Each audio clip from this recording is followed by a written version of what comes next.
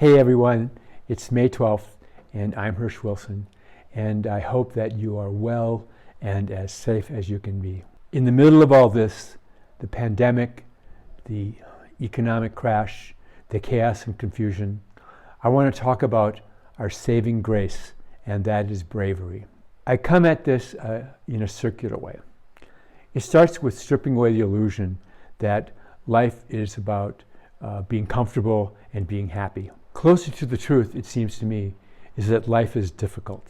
The first noble truth of Buddhism is that life is suffering, pain, and misery.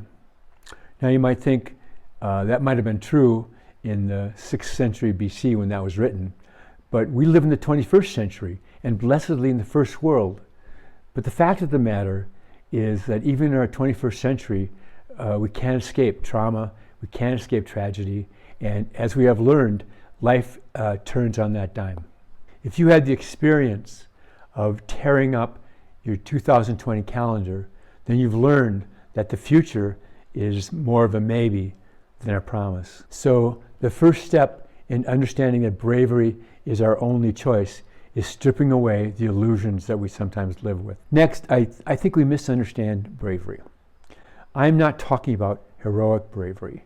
In the fire department, heroic bravery means running into a burning building to save someone's life.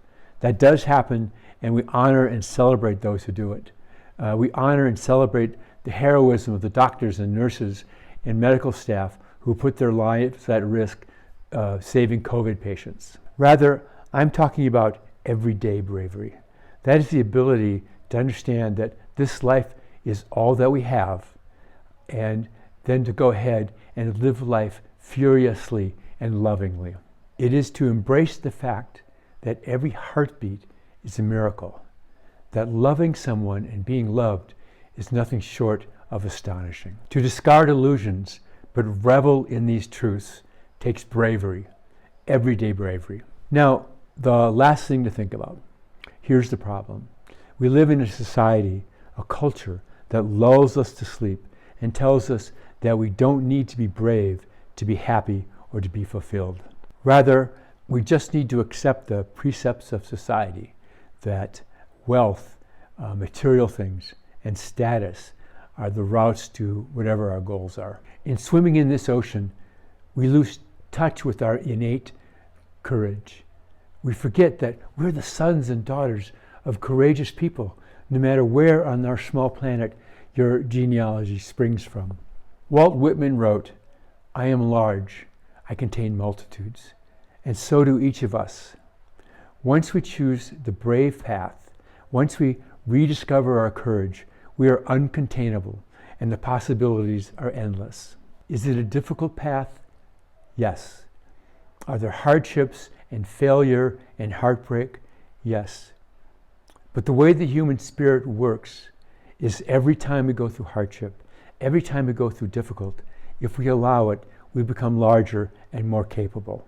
It can seem an almost horrible trade-off that we have to go through difficulty and sometimes tragedy to emerge stronger, more compassionate and braver.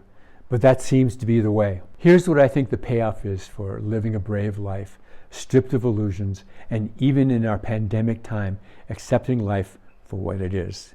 First, you get to be amazed at how blue the sky is in the morning. You get to be astonished at the sound of laughter, the sound of your family's laughter. You take little for granted and you are kinder. It all starts with being brave. So be safe, be brave, be kind, follow the science, and I'll see you next week.